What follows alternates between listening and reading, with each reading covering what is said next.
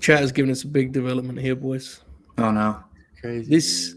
This Joey and the Bing Bongs branding is That's good. fucking amazing. that's really good. Yeah. That's good. I mean, I understand it's like sort of inherently disrespectful to all of you, which I don't. It's not really the. Used to it. It's not really what I was going for. But the idea of us being a band, I feel like there's a lot of Photoshop potential with There us. is, yeah. Oh, it's great. Joey and the Bing Bongs. It wouldn't be the worst. It wouldn't be the worst thing we've been called while we've been on. That's true. Certainly not. No, one of the best things probably when you really think about it, right? I mean, AEW using the old Bing Bong branding these days, which we'll get into the match they chose for that later. But nonetheless, Fleet Week back again in the classic time slot, the original time slot. Football on? I think not, boys. No football on. Get fucked.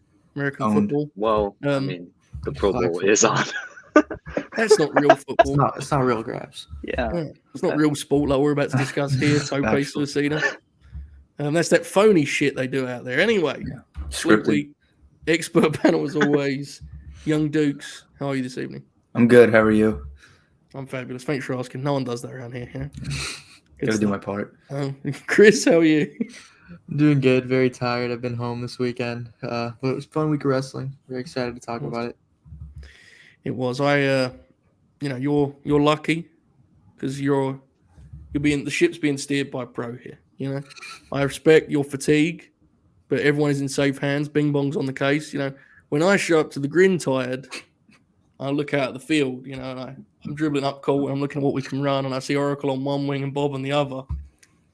My options are more limited. So just keep that in mind, Chris. All right. Tope, how are you this evening? I'm doing great. Fantastic week. Excited to talk about the grabs. Go Birds is what I'm hearing. Yes, many people are saying. It's true. Now, I'm going to just get this out of the way now. I'm assuming that we should not do Fleet Week next week. I mean, you guys can do it. I will not be there. Okay. We'll see. Are you guys... I feel like everyone does Super Bowl parties. Though, Yeah. We should do it some other time. I think it makes most sense. Nonetheless, we do have a lot to talk about. I'm delighted to announce the Vibrator is back, which is very exciting. Very, very exciting times. We have a lot to get into. Dynamite was absolutely loaded this week. There's so much to catch up on in the world of the All Elite fleet. So let's get into it. 2 rubber matches kind of dominated the night on Wednesday, right? So, which has to be the first time that's happened in AEW TV, right? An episode built around 2 trilogy matches. Mm-hmm. 2 big time rivalries settling the score, or so we think for now anyway. In one of those cases, Young Dukes. Which of these 2 matches would you prefer to talk about first? It's tough because they're both fucking amazing, but I think we could start with the opener. Okay, let's start with the opener. That makes sense.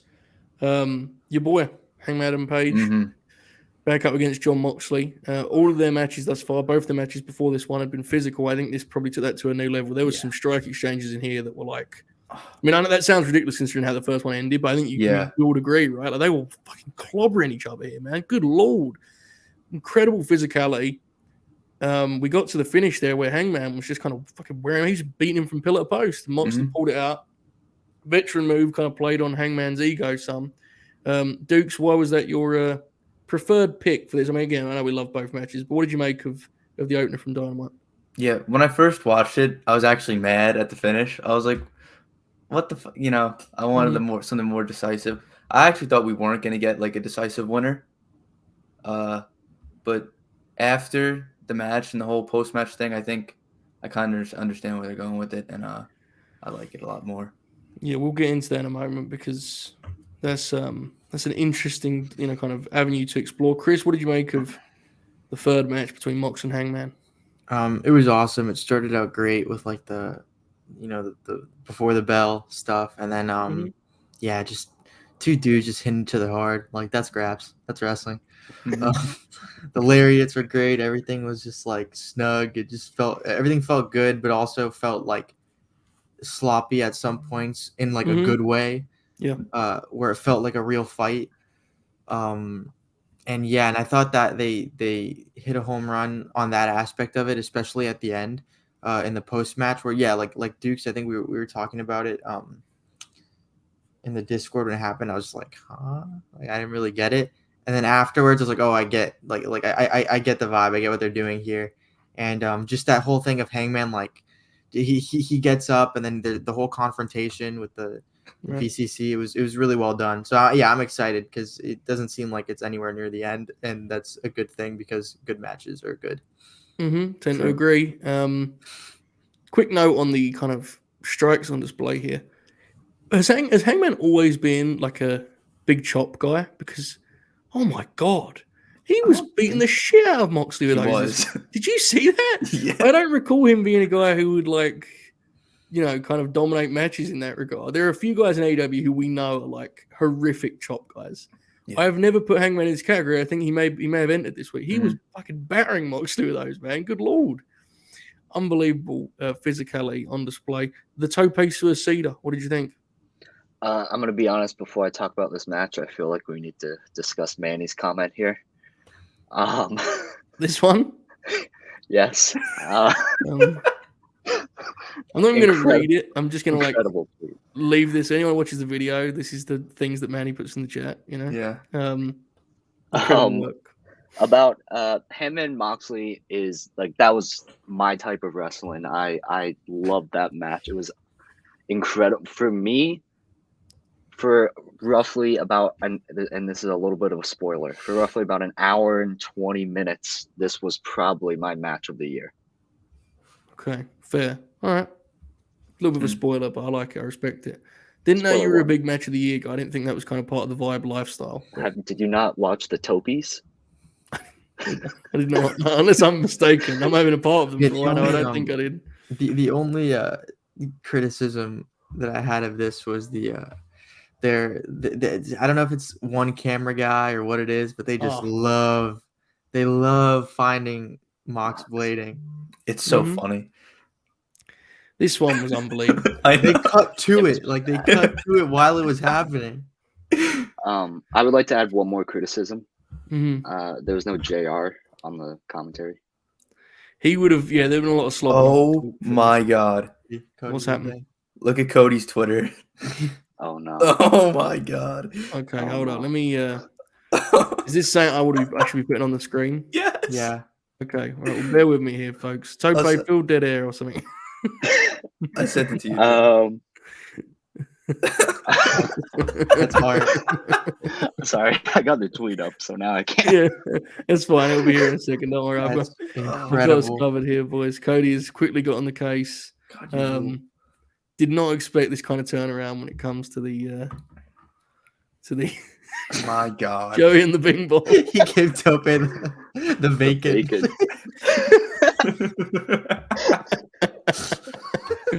Tremendous work. Big love to Cody. Here he is. Thank you very much, pal. It's incredible. We managed to get that done before 10 minutes into the show. Incredible work. There you go. Okay. I agree with this from Joe. I thought Hangman was very good here. It was kind of like the pseudo de facto heel in the match. I thought it was tremendous. Mox's dad was there. We're the good guys, right? It was a tremendous deal. Manny resubscribed. Oh my God. He says, I'm here for the first time live and ready for you to break down the Kyrie talk. No. Well, I'm not sure that's something you're going to be getting here, Manny, but I respect it nonetheless. All right. Tremendous match. Let's now kind of talk about what we've all alluded to some in terms of what's next. We've talked a lot about the potential of this Blackpool Combat Club elite situation and that being a thing that we believe to be possible. It feels more than possible now, Dukes, doesn't it? It kind of feels like something that we can kind of quietly pencil in. I think we can be low-key confident this is a thing that's happening. I'm so excited. Just like the possible matchups and outcomes from this, the tag matches, the singles matches, the blood and guts match, the Anarchy in the Arena match. I mean, oh man. So you're thinking this is kind of this is the role that's going to play, right? Like kind of it's going to fill that vacancy of sort of central faction war that makes up those stipulation matches. Okay, that's very, very interesting. I hadn't fully considered just how extensive this could be. Chris, what do you make of this elite BCC business? Yeah, we agreed. We agreed in our group chat that this is our new agenda. This is what we're rocking with until proven otherwise. This is happening. We fully believe that this is happening. And even if it doesn't, we're just gonna pretend like we didn't push for it. But yeah, I'm really excited. I didn't want to say the big angle. I don't want to put it out there just because karma, bad. It's just it's bad luck. But yeah, I'm really excited. I have a feel. Yeah, I kind of feel like that's the direction that makes. I mean, Hangman's been talking about it like in the interviews. It just makes sense if it's one of those things where like, and I'm sure not everyone sees it because it's not one of those things where it's incredibly obvious on TV that this is a thing that could be happening. But man, the subtle little seeds that they've planted, if they end up going in that direction, I think it's going to pay off really nicely. Yeah, I tend to agree. Tope, my question would be, it feels to me like Takeshita could kind of like become the main character of this story. He's currently kind of aligned with Bryan Danielson, right? And he's obviously battled Moxley before, and he feels it's stylistically like a good fit for the Combat Club. But on the other hand, there is this way under the radar thing that's been going on with Don Callis on the C shows and such and on social media. Do you think he may be a factor in this, Tope, the old Takeshita element? What do you think? I agree. I think he's going to be, while maybe not the main focus, like what side does he take is going to be one of the major factors in the angle, because it's going to, hopefully they do it like he's like basically a top, essentially a top free agent, and he's going to sign with one of the two teams, type deal. Yeah, kind of the idea that he could sort of swing. He could be the deciding factor, right? Yeah, he's the star player. Yeah, they're both all-star teams, right? It goes without saying.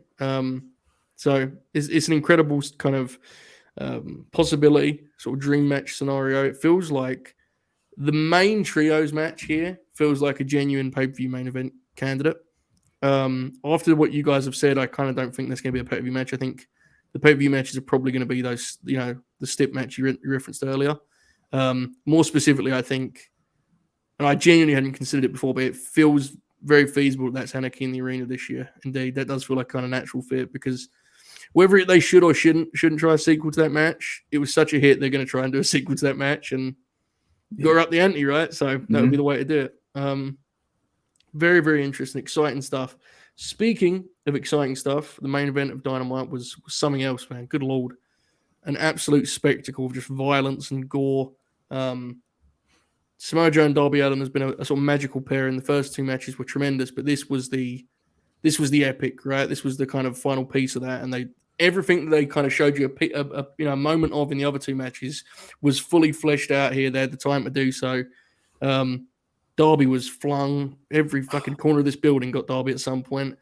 Joe went through like an absolute whirlwind of like looking both fucking exhausted and also looking like in 2005, and there was blood, and he was like he was in rare form here. My God, was he inspired here on this night. And this is one of the great, to me anyway, television rivalries that they've ever done.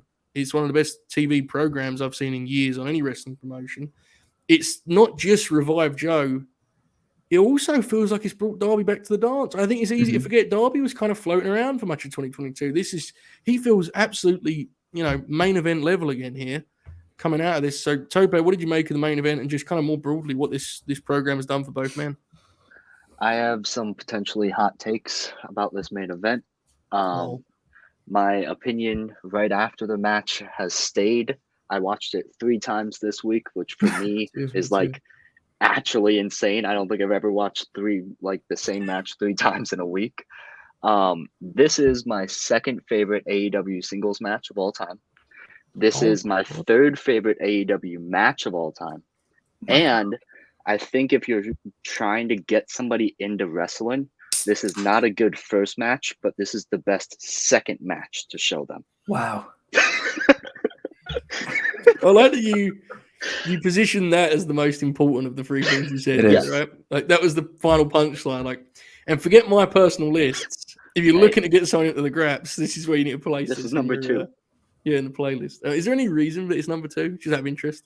So, one, I think actually a big reason is the getting up the ring spot. Yeah. Because I think for an actual thing, especially for like people my age and like this generation, they kind of think of rings kind of the trampoline if they don't watch. Yes. So like actually seeing the ring come up, I think is kind of big for a fan, and it's like you're doing a muscle buster onto that. Like, come on, it's one of the best spots ever. Come on. Good Lord, man, what a match! This spot was maybe the most. Man, one of all. The one on the concrete was. He did him on the concrete. He did it. Chris, what did you make of this absolute spectacle? Yeah, What a match! So I also watched it 3 times. I watched it live. I watched it the day after, and then I watched it yesterday with my dad because he hadn't watched it yet at my grandparents' house. Right, so I put it on my grandparents' house. They're like doing their own thing, but my grandmother's there. She doesn't speak any English. Like, no, she doesn't understand a lick of it, bro. Nothing. And she goes, like we're watching it, and she's just like, what the fuck's going on here? And then Joe, you know when Joe was like bleeding, and he had that like he was like licking his mouth. She was like, "Parece una bestia." Like he looks like a beast. Like he just. And then she referred to Darby as El Loco, which is the crazy person. Spitting. And bro, and like I saw that and I was like, bro, this wrestling shit's so simple. It's so simple. It is. It's so simple. That's what I'm saying, dude. Number 2. So simple. Like and going back to what Tope was saying about the ring. Like it's so true. I remember Wade Barrett saying that like when they did the Nexus thing, that the number one thing Vince told them was like undo the ring, like show the wood, show all that stuff. And it's true. Like people think it's like a trampoline. They think the mat's like this, like the padding's like this big or whatever. Like, no, bro, it's like it's pretty thin and it's wood, and it's like. So man, I thought it was awesome. I missed completely the part where, in picture where he sent him over the rail and like onto the steps. I missed it the first time I watched it, and the second time I was like, oh, that's insane. Just fucking. Now, I remember when we were talking about it the first time when they announced the match, I was like, Darby's insane, and then Joe's gonna love how insane Darby is. I think that was so evident in this one where like I could just imagine Darby being like, yeah, just throw me out of the ring, like. Dude, I'm fine. I'll do it. Like, yeah, fucking crazy. It was the walkaway spot too, through the table, which is that was how the feud started, basically, right? Yeah. The walkaway spot was after he like cut all the ropes. So like to have like the like down spot of the match, like the 30-45 seconds, he fucking Darby just like a dart. He comes full speed walkaway spot. And then at the beginning when he throws him over the barricade and God. His knees hit the steps and then he bounced off the barricade. He stood on the barricade at one point. Yeah, and then the chairs, there was so much there. He did he busted Joe open hard way to shoot table dive. Yeah, that was fucking crazy. Shoot table dive. Joe was like. That vibe wrestler shit that we talk about, you guys talk about, was like embodied in this. It's Samoa Joe had the spirit of that. The idea of that was with Joe's every move. He looked like he was just like coming up with shit to do with Darby as they were going. Like, what about when he just sort of just threw him over the top rope? That was fucking hilarious. That was okay. The snap jab. Oh, dude. Oh my god, that's one of the most incredible things ever. The first time watching it live, I howled at that spot. Unbelievable. And did you see fucking Bryce's cell too? Bryce was like, good lord, that was a big one. Like he just slumped on it. It was incredible. The grin that Joe had as he's getting up and he's like he's like winding up a little bit. Unbelievable stuff, man. It's like just still had two guys who are made to wrestle each other, right? And we got 3 of these things in like 2 months. Not even that. I think it was ridiculous. And like if we got nothing else from like Joe being in AEW, just this trilogy, 100%. Yeah, genuinely the bit. Like when I feel qualified to say this, and I'm very rarely qualified to say about wrestlers. This has to be his best work since like 2007. Like it's crazy. As insane as that sounds, I can't. I mean, I thought that Joe did some good stuff in WWE. I'm not trying to understate what he did there. I like the Shinsuke matches. I like the Finn matches. But this was something else. And it was, and, Bryce had the tweet this week about Darby telling Bryce he wanted to kind of do the closest thing they could to what the Necro match was. And Bryce told him he was the referee, and Darby was like, well, fuck, even more reason. So, yeah, definitely some Necro elements there. Dukes, I know we've kind of talked about this a whole bunch, but anything else to add on the incredible main event? Yeah, Darby Allin is like a fucking incredible babyface. Like he might be the best babyface on the roster in terms of in ring. I agree. And people you bring it up a lot, like the stunts and everything like that, and people should pay attention to that because he's a fucking lunatic. But like, this man can fucking go. Like he's a real worker. Yeah, he's incredible. And like, it's always one of those things where you don't want to say, don't focus on the stunt box, folks, because it's like, no, he's destroying himself. So please feel free to focus on the stunt box. But, the spot that we were just talking about with the jab is a great example of his like psychology, and he's an incredible wrestler.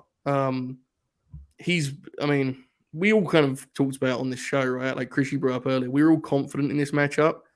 I don't think we ever knew they were going to reach these heights. I mean, they've really produced some classic AEW programming with this. So, tremendous stuff. Some visuals that will genuinely stick with me forever.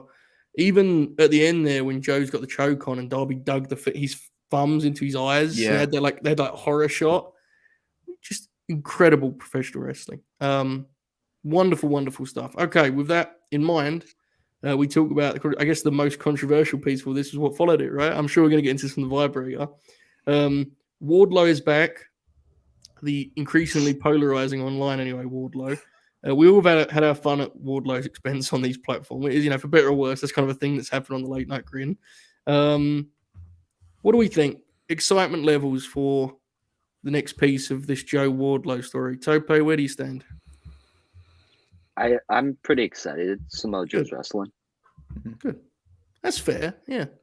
That's a fair take. And the last match was pretty good, right? So I'm not against that. Chris, are you on board with Tope's relative excitement? I mean, I'm a little less excited just because, I'm excited because it's Joe and he hasn't, let me down so far. But that matchup is one of those where I saw it and it was fine, but I personally I just don't care to see it again. But I understand why they're doing it, right? Yeah. I'm sure it's gonna be fine, but it's just would I rather Joe wrestle somebody else? Sure, but I'm sure it'll be good. I think part of the issue too is it's so obvious what the formula is with Joe at this point in terms of finding smaller guys. I mean, even in the AR Fox match, which was like a little minute, kind of tiny version of it. Even that, it feels so natural for Joe to wrestle a guy like that who can kind of create the motion and take the big bumps, and he can just be Joe. The Wardlow thing is different to that. I mean, again, I like their match, but it wasn't as natural a match stylistically. Dukes, where do you stand on this Wardlow business? Yeah, if Wardlow gets the title back in the end, I agree with Joe's comment. He's got to wrestle some good wrestlers. Yeah, and not just because what was his first one? Orange Cassidy. They did a whole mess of a match. The most memorable defense he made, right? When Chuck had the chainsaw. Yeah, that was good. Good bit. Yeah, that was a good bit. Yeah, I don't know. He had a weird, and again, I do agree. It's important to know a lot of the TNT title thing was not his fault, right? No, most of it wasn't, honestly. Him and FTR got paired together in the weird sort of we don't really know what to do with either of these guys, but they're red hot thing. Yeah. I'm not a super fan. I have no problem with them being committed to this push and giving him the belt back and trying to fix what they feel they've broken. I understand that. I would much prefer Jack go and chase this belt from Joe, personally. Jack Perry, that is, not Jack Crosby. But I get it. What do we think? I'm personally pretty convinced Wardlow's getting this back at Revolution. What do we think, boys? What's our gut feeling? Is Wardlow getting the old TNT title back, or is the King of Television going to outlast this Wardlow for you? What do you think? I think it might be a multi-man match with the two of them and Darby, which sounds fucking good if they just the two of them just ping-ponging Darby back and forth. But I don't really know where the belt goes. I think my gut says Wardlow, though. They're gonna get back to him. Big Frankie Kazarian. Well, that seems especially spiteful. Well, the hair. He looks like him. Yeah, I don't know what I expected him to do with the hair, but it did pop me that it was just he just kind of just left it without the ponytail. He should have gone bald. Yeah. I didn't know what he was going to do, but it popped me that was what it was. Chris, what do you think? Wardlow getting this belt back? Yeah, my gut says Wardlow's getting it back, but my heart wants that Jack Perry, Joe endgame. Because that feud for the title would be fucking electric. Yeah, I tend to agree. Tope, where do you stand on this? My hope is that if I cheer very hard for Samoa Joe, he will win the match. That's true. He might hear you. So that's exactly. So that's what I'm gonna do. The King of TV it's on pay-per-view. That's the problem. It's not on TV. He's not in his realm. I think kind of BS that he has to think about that. There. I think personally that I think Joe's Kingdom needs a Brit in there. You know what I mean? Maybe the kind of Brit who was the NWA World's Champ. You know. You know, the kind Squire? of Brit who he may or may not be a tag team with. You know, who could. You know, the kind of Brit who could, come in and team with him against like Sting and Darby or whatever. Nigel? Well, yeah. Timothy Thatcher? He was never the NWA World Champion. Well, I could work with Timothy Thatcher. Folks, I'm just saying, just let it play out a little bit, right? We'll see where it goes. But nonetheless, the Prince of Television, Nick Aldis, will be saying I'll be waiting for. No, get out. So I'm looking forward to. So just. That's I have to disgusting. plant the seeds for these things because on the off chance it happens, we could get like 2 shows out of that. You know what I mean? That's true. You have to just set the stage and let the wrestling world do the rest. And see how it goes. I might bite that bullet just to get Mickey James. Honestly, There you go. Well, Imagine we we were doing a Dynamite Green Along and Nick Aldis showed up. Imagine the performance art we could produce with that. It's beautiful. It'd be a bigger pop than the Thatcher reaction. Speaking of such, great transition. Timothy Thatcher was in the building. The ratings Did not go down. That's what I'm told. I saw some tweets they did. What is the final word on the ratings? They were lower overall, but I don't think the quarter hour for Thatcher dropped, which is a huge win. He wrestled, allegedly good wrestler, the American Dragon, Bryan Danielson. Timmy carried him a 3 3/4 star match. Wow. Tim struck with him a little too long, paid the price, but I think we saw who the better wrestler was on the mat. Nonetheless, I'll leave my opinion on this at the door. Chris, what did you make of Timothy Thatcher's incredible All Elite Wrestling debut? It was incredible.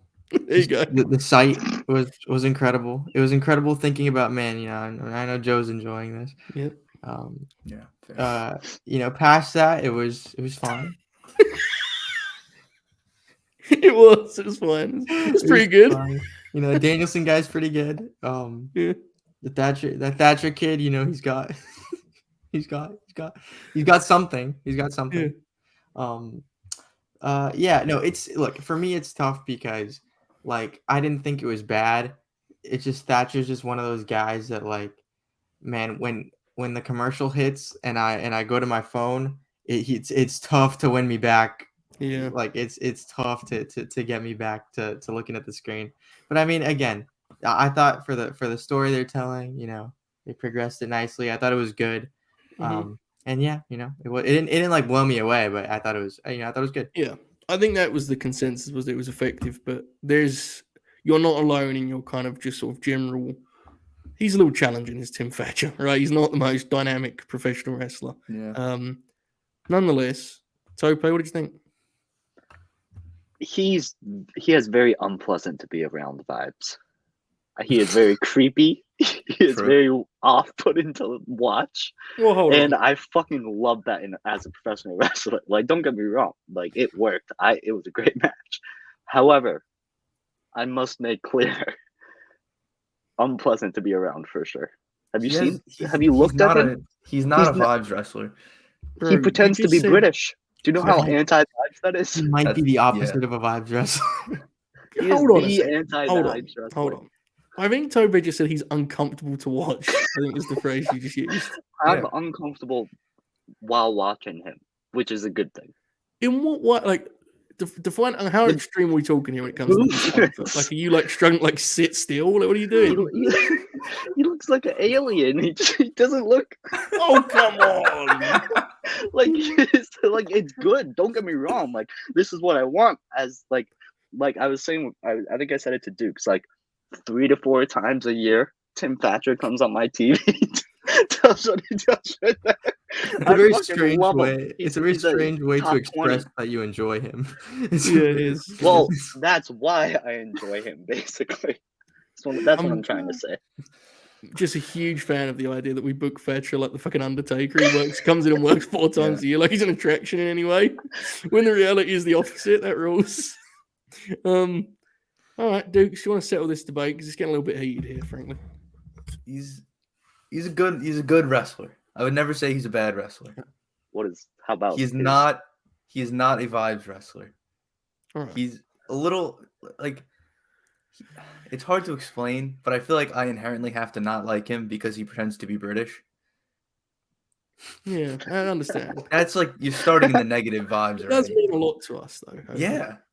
You know, he was like the only good wrestler we had there for a Like while. 5 good Brits. He's one of them. You know.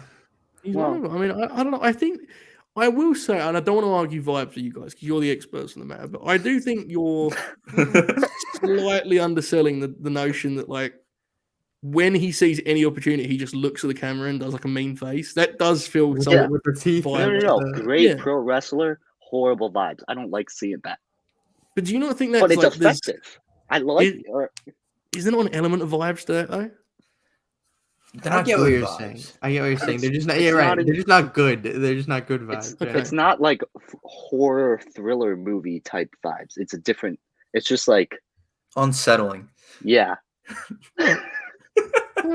Everyone's into different things. Nonetheless, you know, I would like to know that everyone in Great Britain got a day off work because Thatcher lost this match. It was such a traumatic. It was morning. It's been a while for us to kind of see that happen. So we were, you know, it was a thing. Like I went out on Thursday, and you know me, guys, I'm a big fan of the old Kentucky Fried Chicken. You know, and I walked up and the doors locked, and I started knocking because I saw those people in there. And there's these guys they were filling these buckets with tears, you know. I mean, they were just devastated. I mean, truly distraught. And I was knocking, trying to get myself, you know, a zinger burger or whatever, and Hoop behind the desk sort of pointed at the screen, and there was a shot of Tim like this on the mat because it was on national news here, obviously. It's difficult. We're not used to that. I mean, we're used to all the other Brits disgracing us, but not Tim. He flies the flag. He works Japan every other day. You know, I mean, it's. Did you get a free sandwich at Leach? No. What do you think? What do you think when you saw the ref bump? Did you think there was a shot? I did, yeah, but you know, I'm used to that kind of, you know, shit taking place in the. But you know, and you don't get that kind of thing where the sport matters. You know, here in Great Britain and Japan, you don't get that kind of antics. But you know, Danielson would bring those kind of things to the fore. I mean, that's what he does. Look, I'm just saying, I've never seen Timothy Thatcher have to do this shit to get a reaction. You know, he goes out there and fucking wrestles. You know, these sports entertainers that you fellas have over there. I don't have any time for it, but nonetheless, it's fun. It's fun. We'll live to fight another day. What does he do to get a reaction? Yeah, has he got a reaction before? My reaction is ew. I don't know if you guys listen to the Wrestling Observer, but Dave said that he was at an indie show and he got the people. He got them. So it was like a high school fundraiser, and that they were. He said they clapped afterwards. Standing ovation. Joe, can you pull up Willie's comment, please? Whose comment? Sorry, Willie's. Yes, there is. He did. Melissa said they're just being respectful to the Graps. Mm-hmm. Okay. He didn't reference the fact that they made noise when Brian was doing stuff and none at all when Thatcher was doing it. He left that part out of his. Yeah. It was. I genuinely did enjoy the match quite a lot, but he's a big time. They worked the arm really well. Like there was a spot where I genuinely thought, like, I think it was a suplex. I was like, damn, Brian didn't get his, his arm. I thought there was a chance he fucked it up there. I mean, I did definitely get the full Thatcher experience when I watched this one with the family because, like, everyone just immediately turns their phone while I was just kind of sitting there uncomfortably watching Thatcher. Like, I got the discomfort thing at that point, I have to be honest. But, you know, nonetheless, this is a good point, though. I'm going to go back to my prior argument. Never has needed Eric Rowan. Never has needed him. Never has needed Kane. You know, never. Nonetheless, shout out to Timothy Thatcher. Okay, let's talk about Jade Cargill and Red Velvet. I've always liked this pairing. I liked it again here. I thought the match was pretty good. I have no real interest in where Jade's at as a character, but she appears to have been like steady in her in-ring performances at least, which is all she can control at this point. I mean, it is what it is. The rest of it, I think, is wholly uninteresting. But on her part of the game, I mean, I think she's been pretty good here as of late. They're getting really creative with the transitions to the Jaded finish. And as a match, I thought it was pretty fun. It's just, I don't really know where we're going. Dukes, what are you making of this TBS business? So, Willow should be the match at Revolution. My idea should be used. Tony Khan, I know you're watching. We appreciate the support. Silent, but we know you're here. We know you're there. But Willow should win at Revolution. But I have a feeling he's just waiting for Chris. Oh yeah. And that feels like it's gonna be so much longer.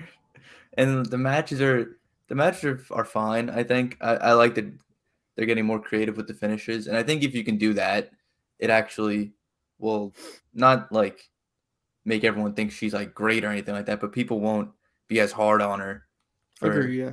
like a bad match if the finish is at least cool. So I think that's definitely a positive of it. Yeah, I agree. Red, I think, has been good in pretty much every performance she came back, which is good. So I don't know. Tope, what do you think? I think you can get enough. Like I agree. I would prefer the Willow fantasy booking, but I think you can get enough mileage with she does really cool shit into her finish part of the title reign that you can stretch it out and like still have like, while not like the best story on the show by any means, like still an enjoyable enough story to get there until Statlander. I like the Emmy idea. The Riho one,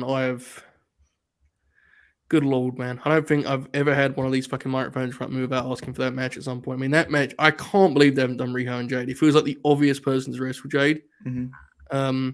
I hope we get it, Jason. I really, really do, man. I think we'd have a really good chance to be her best match thus far.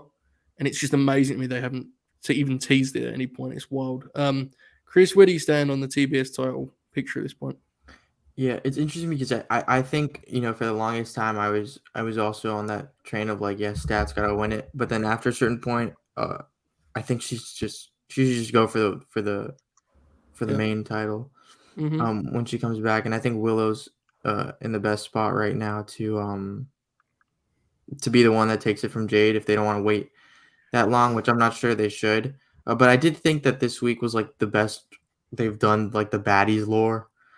So far, I think Red and Jade are like a very good pairing. I thought the story that they were telling throughout of like, Red kind of taking advantage of openings, and she came out, caught her off guard, and she hit her with some nasty chops. Like, it was pretty good.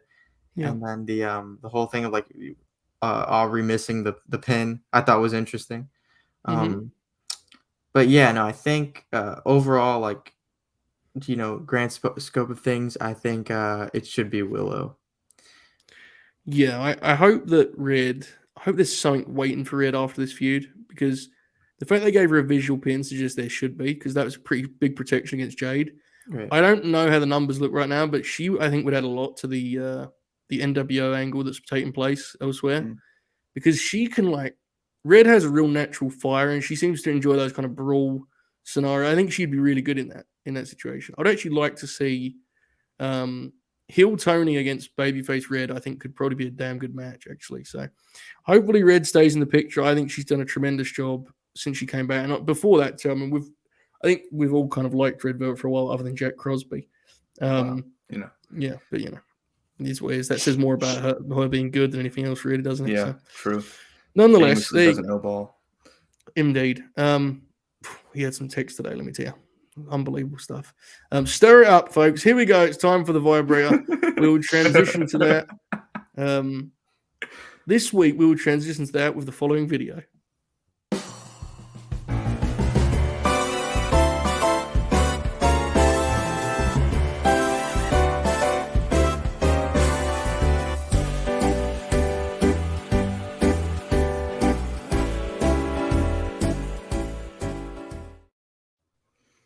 There you go, folks.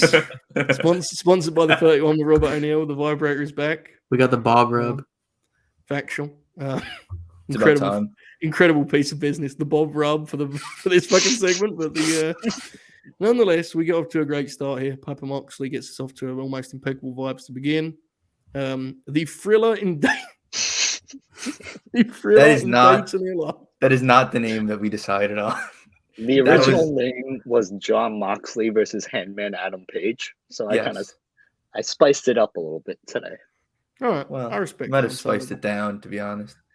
So, by the way, shout out to Dayton, because I know it wasn't full in there by any means, but they were loud. I thought they did a hell of a job keeping the energy up, and I'd like to think there were some people there that were there for the fucking Punk Joe match from 2004, the first one in Dayton, which is an insane thing to think about in every which way, because not only is one of those guys relevant and active, the other one is like the big fucking sleeping giant over wrestling. So some things never change, but nonetheless, hot crowd.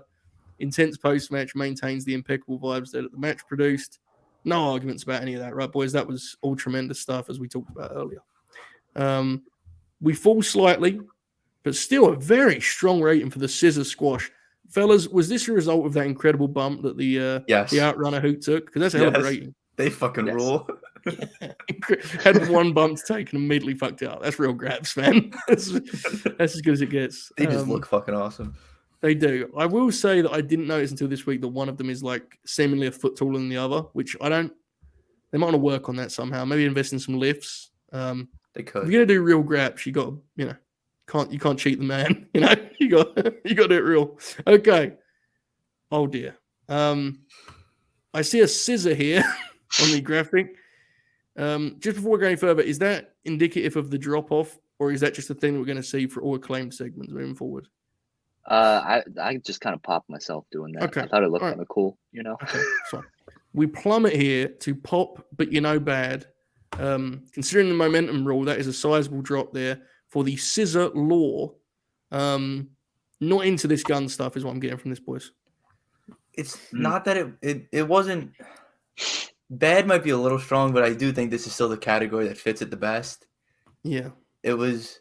I am very interested as to where it goes because I do think they made it a little obvious that Billy's going to turn, which makes me think they won't do it. Mm-hmm. But I still think the Guns are winning next week. We'll talk about that in a little more detail later. But yeah, I'm with you actually. I've really had no time for the storyline, but they've absolutely got my interest on the match because I'll just be real. Part of it is me thinking like, are they actually going to do this thing? Like, are they actually going to pull the trigger on the Guns? I think they should. Wow, there you go. We'll get into this later. Takeshita is good. Brings us all the way back up to just shy of impeccable vibes. Real. You guys are pro Brian Cage, right? Fair to say? Factual, yeah. Yep. This was the Scott Steiner Meathead tribute match. It was just moves. Two big fuckers hitting each other. It's real grabs. I liked it a lot too, actually. We then drop down here to Pops for Danny has a fresh fit. I assume that's referencing Daniel Garcia, correct? Yes. Yep. The JS segment. Which was solid. And then this is interesting. I feel this will be controversial. It is. New inside the NBA crew revealed. We drop here all the way back down to Pop, but bad. There is also a graphic alongside that, which I'm going to leave you fellas to explain everything that's happening here. That's a pretty low rating for the famed Elite Squad. What do you think? I famously disagreed with this. Famously.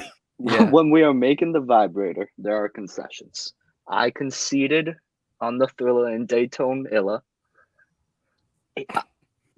Well, Dukes had to concede on the new inside the NBA crew. Also, the name is stupid, but the graphic makes it okay. Okay, Fair. what was the beef of the segment? Was it just... I thought it should be Pops, because I didn't think anything about it was bad, to be honest. My God, and Tope had it 2 whole fucking tiers lower. Chris, what do you make of this business? This is pretty bold. I agreed with Tope. Wow. Just wasn't my thing. I don't know. Wow. There you go, folks. Hashtag Elite out. Coming from Fleetweek. Nick hit the shot first try. Yeah. 1-2. Huh. Very interesting. I think we'll have more positive things to say about the match. Because the match was good. The match was a fucking miracle, is what it was. Yeah. Let's move to hour 2 here. Immediate improvement. Timothy Thatcher bringing in the famed good vibes. Which is definitely not a thing that is completely in contrast to everything we discussed earlier. Well, he was wrestling the American Dragon. Dragon Well, Drag that phony Brit. Well, if that match was with someone pleasant to look at, it's over impeccable. Well, I don't think you need to take shots at Brian's appearance, but I know what you're saying. Disgusting. Backstage assault. Is this Takeshita and Max? Yes. So good. This was fucking awesome. Renee sliding. That was good stuff. I like that a lot. Trench Beretta. All right, that's very good. Trent. That was me. Yeah. Is there an argument this should be bad vibes? No, it's Pop. His name is Trench. His name is Trench. Oh, you're right. Swerve said, and this is Trench, and it zooms in on him, and he goes, "Yeah." Yeah, the way I see this is like a bad Jarrett segment where it's like it's still a pop. You know what I'm saying? Like, yeah, his kind of by Trench. default, right? Yeah, his name's Trench. I get that. That's fair. I respect it. Good lord, What's happening here? What's this in the middle? can't even see what the fuck's happening here. What's this segment? We have mobster Jacob Friedman. Yes. Okay. I understand that. That case is all the way up to impeccable vibes for that, right? Yeah, that was good. It was a good segment. Fair. What do we have? What graphic is this in the middle? That is, well, do you know the name of that 50. rapper? I can't even see the damn thing. Let me full Cent. screen. Is it 50? Yes. Yeah, that's 50. Because Good that Lord, was my Jade's eyes are bad. 50th win. Oh, very good. Very, very good. Yeah, it is worth noting, folks, when you see me like squint when I read comments, I can't even see the name above the picture of Trench. So I just assumed Tope Photoshop the Trench creator in. Keep that in mind. But nonetheless, I respect that. Good vibes for Jade. There you go. Okay. AENWO Law. Yes. Jamie Hayter rule in effect. Mm-hmm. Oh, with Ruby. Is this that segment? Yeah. Jamie Hayter on the screen cannot fall below good vibes. Okay. And then we fly back up. Impeccable vibes for the old thumbtack. Well, actually, above impeccable vibes. Above impeccable vibes. Oh my God, you're right. We have peaked over the scale. This is the concession that Tope wanted earlier. He also wanted to break the scale for the opening match. I said we couldn't do it because when you break the scale, the first thing to ever break the scale was the dog collar match, the double dog collar match. Neither of these were on that level, in my opinion. If we had the final battle vibrator, there's a slight Thumbtack Jones is slightly below. You can't really tell, but it's slightly below dog collar match. I wanted to make that clear. Joe, I'll give you some inside baseball here. It was an absurd amount of time that we spent arguing. We all knew it was going to be above impeccable, but Duke's argument for like the specific placement of it like above impeccable so that it wouldn't reach the dog collar match was insane. I couldn't do it. I fought. Fucking rules that this was this was the big spot of the vibrator segment. And I announced to you guys how bad my eyesight is and just said impeccable vibes and was ready to move on. Yeah. How fucking old am I? Anyway, there you go, folks. We have some a breaking news hit here for the main event. Great stuff. Unfortunately, we do fall to merely just pops for the old War Fraud Assaults War Hero. Okay, War Hero is very good. All right, there's some good stuff. Okay, it's fair enough. I respect you keeping it at pops. That feels like you would, you didn't want to be over the top of the. It couldn't go too low because of the match. Good call. Good call. There you go, folks. There is the vibrator. Once again, sponsored by the 31. With the 31 with Robert O'Neill.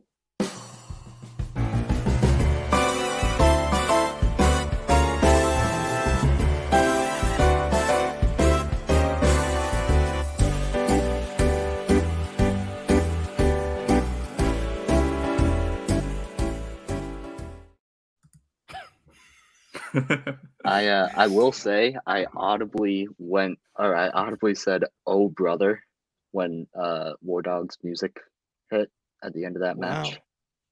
Not a good "Oh brother." All right, fair enough. We'll cross that bridge when we get to it. Let's talk about Rampage here briefly. The Elite had a 4-star match with that team. Incredible. I like all three of those gentlemen, like individually, respectively. I have a lot of respect for them, as what they represent in the industry. I like them all. They should not be having 4-star trios matches here on Rampage, but they did because they were the Elite. Did everyone watch Rampage before we go any further or not? It's fine. I did. You did? Half of it. Okay. First half. Tope, how did this happen? Just carry job or whatever. Like how does the mathematics work on this one? How do we end up with a 4-star match here? Is it time to I famously don't deal in stars, so this may not be the best. Okay, hold up. Wait 1 second. Where are we looking at here? Are we in the middle of good and impeccable? Is that like the equivalent, I guess? Rampage opener? Maybe good. Yeah, maybe good. I'd say good vibes. Wow. All right. I mean, it depends. Like you can have you can have a 3.5-star impeccable vibes match. Yeah. It's not equivalent. It's not a direct. I thought this was like stunning. How good it was a triumph. Yeah. I honestly couldn't believe it. I watched this with my friend who does not watch the Graps. the first thing he said was, "Holy shit, Matt Hardy cannot walk." I said, "True." And then we got on with the match, and he actually liked it. The thing about Matt is he's genuinely fine when he's doing the wrestling. It's just everything that's what I explained to him. I was like, he can do the moves, but when he's running to that corner, just man, getting around. Yeah. When he had to try and get around for the finish was. I mean, he had to. Like the point was, he went too early anyway, so he had to slow himself down regardless because he wasn't supposed to make it. But it looked incredible. He had like 10 minutes to get back around to the apron. Isaiah just fucking died in the meantime. It was incredible. That match is like I can imagine that's the type of match that they work like at one of the house shows that they're doing. Like I feel like that'd be perfect. And bro, Isaiah fucking he was good. Yeah. He fucking rules, man. He was great. I hope when Quen comes back, they can both stay healthy for a long time because I really like that team. I mean, after this match, I want a Isaiah Nick singles match. I don't know why. I don't know for what reason, but that would be very fun. I think Isaiah's quietly been there for a while in terms of like his improvement. I mean, I know it was just a squash match, but the work he did opposite Keith Lee was like a year ago. Oh man, that was oh my god. Like he can do. He's funny. Like the screaming's funny. Like he's super athletic. He sells great. Like it's a fun wrestler, man. And like we're having our fun here, but as we just said, Matt will always give you his best. And his best is still. I mean, I remember us having a great time with his that insane match he had with Penta where he did like a fucking moonsault. Oh my god! And Ethan's rock solid. I mean, this is not Ethan's bag necessarily, right? This kind of like trios thrill, spectacle. I mean, obviously he's not going to let anyone down in this kind of spot. All of the guys are completely solid in their role. It's just seeing the Elite get this kind of finish and stretch out of them, and like the excitement. They actually got you to bite on a few near falls, which is a ridiculous thing.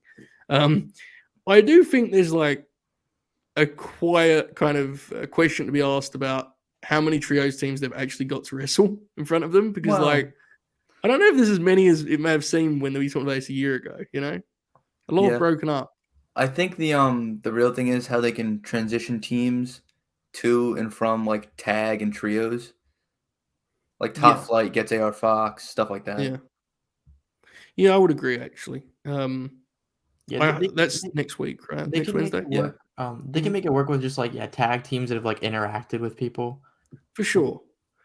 It's just I guess the problem always will be not always will, but I guess the issue of the Elite is like a blessing and a curse. They're so great they'll have a good match with anyone. Mm-hmm. The issue is because they feel like such an all-star trio, it's going to take something similar to feel like a warranted match almost. Does that make sense? Like it almost feels like it's going to have to be a Blackpool Combat Club style or House of Black style thing for them to feel like they're under any kind of threat or danger. But either way, great performances all around. The Elite are like genuinely unbelievable. I think sometimes we all take for granted just how special those guys are. I mean, they can have a great match with genuinely anyone. They're just ridiculous. We just mentioned the House of Black. Still bad, folks. Sorry to announce it. It's still bad. Lord. Matt convinced me there was a way this could be good, actually. I believed it. I committed to this idea. Immediately went back to being bad. They never wanted Eddie Kingston. No. They just wanted to use him as an example that everyone can be corrupted, folks. Lower. True. I just want to see Brody chop guys, man. That's all I need, Me too.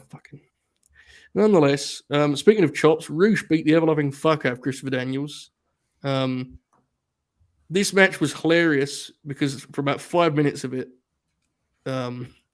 Christopher Daniels got just the shit kicked out of him on the outside of the ring while the referee was distracted at every single point possible. Once they got going, it was actually pretty good. Roosh is a great heel, but this was more about him getting a win than it being like a classic match, right? Yeah. Fair to say. Chris Daniels is still like, it's kind of ridiculous that he's still good. I agree, yeah. It's like maybe 52, 53. Mm-hmm. It's insane. Unbelievable. Yes, Roosh did do his cable spot. Of course. The big green cable. Yeah, I will say they had to give him like a colored one so he knows not to use like the actual camera cable and fuck up the feed. I understand that's the reason, but it really feels like they should have got a cable that's less hilariously bright. Just based like if you just try and get into like the tactic of a villain, it makes it so much funny when he pulls that out. And it's like, good lord, man. Who's he trying to conceal this thing from? Nonetheless, that was a fun time. As you said, Christopher Daniels is amazing for this point in his career. Roosh and Brian, I think we're all excited for, right? Fair to say? Fired up. Okay. Tony Storm and Saraya, they did the old spray paint gimmick, right? Shades of Alexa Bliss in 2016, Tope Suicida. Are you in on this? Are you in on this angle? Yeah, sure. Yeah, I'm in the. That's the only answer I can really muster right now, too. Honestly, man. Yeah, let's see what happens. Yeah, because we talked about it in length a couple of weeks ago, right? And at this point, it's like, what they've done as far as all right. Let's see where it goes. I can't tell you that I'm like wildly optimistic, but we'll see. I like both of their work better as heels, though. Yeah, that's fair, absolutely. And I think that's exactly what I was just gonna say. The Renegades are fucking good. Yeah, I like them a lot. I really do. They hit hard. I like them. What we got here? Daniels. Oh my god, Daniel's been wrestling longer than old man Bing Bong has been alive. That's true.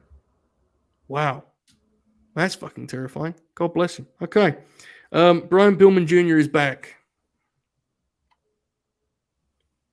Give me the vibrator. Give me the estimate, boys. What are we talking?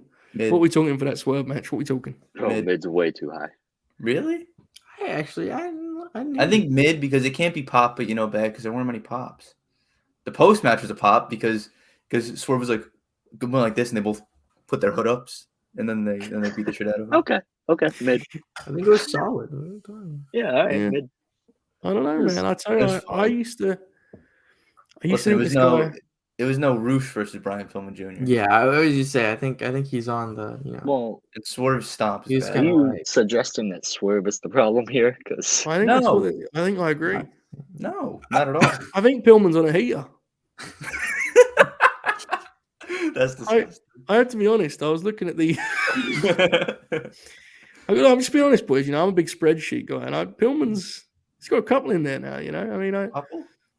Yeah, he's coming along. I mean, I wasn't a big fan, and then Dex Hall would like to comment of his on Twitter. I said, well, maybe I should reassess this fella. I've been watching the tape. It seems like he's turned the corner at me, but I'm not an expert on things by any means. There you go, folks. Back on television, the big man, Brian Pillman Jr. Speaking of back on television, Tope Suicida has returned. Sorry to hear that. All right, that was Rampage. Next week, let's just lock it in now, boys. Let's just lock it in. Final predictions. Mm-hmm. Guns or the Acclaimed? Young Dukes, give me your final prediction. The Guns. And you're saying not Swerve. What are you saying on that regard? Are you saying the Billy Swerve, or are you? I don't know. It feels so obvious. Which either way, I think it's a good decision. But I'm gonna go with the Guns win. Billy inadvertently helps them, but doesn't turn. My God. Layered. Chris, what you got? Guns or Acclaimed? It's a Swerve. The people love the Acclaimed and that whole act so much that you, especially for the Guns, you need that Swerve to people will hate them. People will hate them, and as soon as that happens, fucking that music hits and they're back. That's good shit. They need to you know what? Actually, I'm with you. I think Billy turns, and I think they need to massacre the Acclaimed afterwards. Absolutely, dude. The people are gonna fucking hate them. Yeah, hate them. That's true. My God, Tope, are you in on this? We got some fantasy booking going on here. My father taught me when I was young that when everybody zigs, you zag. We're going the underdog Acclaimed. Did you just quote Cody Rhodes' theme song? No, my father said when I was younger. Yeah, he doesn't say about the zigging and the zagging. No, I know. But that's what I thought was in it, to be honest. Yeah. I think there's a good chance the Acclaim just win, to be honest. But I like the inspired fantasy booking. I like that we get FTR back involved. I think it does a lot for the Guns, even if it's just transitional. I agree. And that's been the story has been them and the Guns, kind of. It's been intertwined in this whole thing. I must say, boys, I don't know if you saw, but I did a tweet today. Michael Buffer doing the ring introductions for a Arn Anderson Ric Flair tag match. I'm once again throwing out the bat signal for Tony Khan. I don't ask a lot from you, Tony Khan. I'm usually happy with what we get. I'm even defending Wardlow winning the TNT title back just to be a good friend. But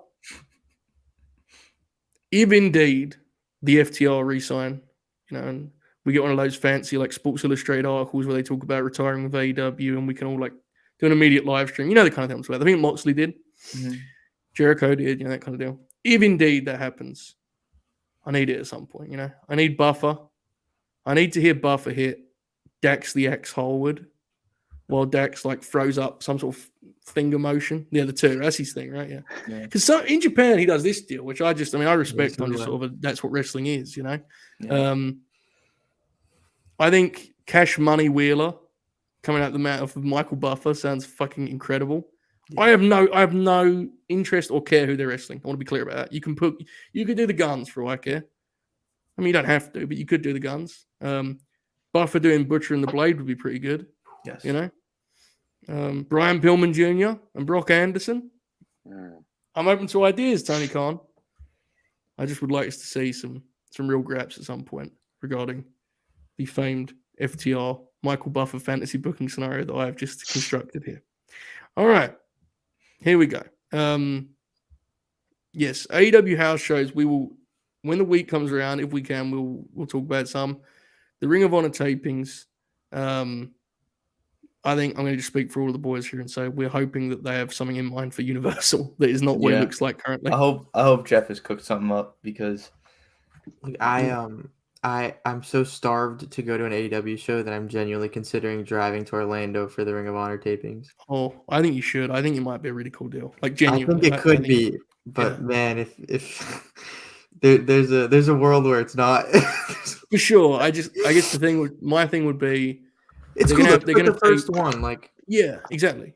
And they have to do stuff of relevance because they're building to the pay-per-view that's going to be like a month later, right? So I don't know. I think it'll be fun, and also JJ will be there, which is always it's worthwhile. Meet up. You could sit next to JJ when he takes those great photos and receive texts. Photobomb all of them.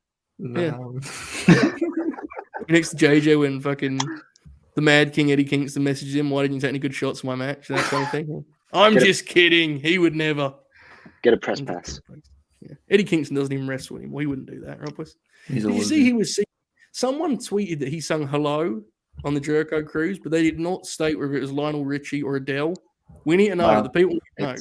There's so many matches on that cruise that I want to see. Yeah, I know. Either way, fair. That's true. Fair. There you go, folks. All right. We'll leave it there. One quick note before we get out of here. Fleet 50. We've got a couple more weeks here. You can send your ballot to joehobbit05@gmail.com. What is the Fleet 50? It is your top 50 in-ring performers of AEW's 2022. In order, 1 to 50, 1 being best, 50 being the worst of your 50, I guess. Because it's certainly not the worst. They have about 400 wrestlers.